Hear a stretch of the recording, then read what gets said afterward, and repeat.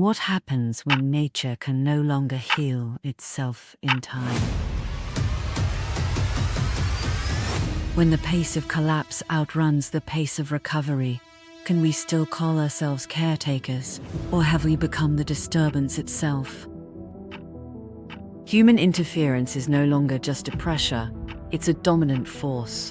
Forests retreat, oceans suffocate, soil breaks apart. Tipping points aren't abstract. Disturbances once local have become systemic, accelerated by human-induced pressures like heat, fire, extraction, fragmentation. What if we could translate these variables, temperature, humidity, vegetation loss, carbon saturation, into a biochemical spatial logic?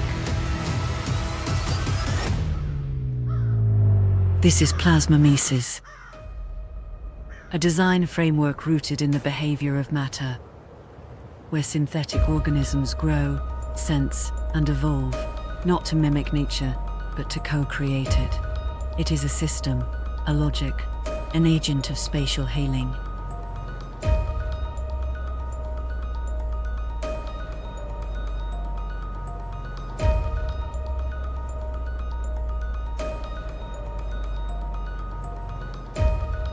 Each simulation is fed with real-world data, vegetation indices, fire frequency, soil degradation, sea oxygen levels. The results form biospatial patterns, where the landscape itself decides where to grow, where to resist, where to adapt. Based on WWF's 21 terrestrial and aquatic biomes, these were condensed into 10 ecological categories defined by shared spatial responses, climatic conditions, and tipping point resilience, visualizing 4 extreme prototypes. Temperate zones, where edge conditions are fraying; frozen highlands, where thaw triggers irreversible shifts; arid scorchlands, where soil disintegrates into dust; hypoxic oceans, where the seafloor loses memory, form, and pressure stability. Each becomes a field of operation for PLASMIMESIS.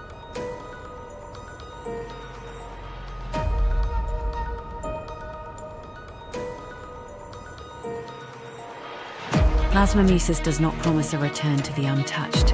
Instead, it asks, what kind of nature do we co-create after collapse? A future where architecture is no longer a boundary, but a membrane, fluid, reactive, and alive. Not to dominate nature, not to preserve it in glass, but to participate in its unfinished evolution.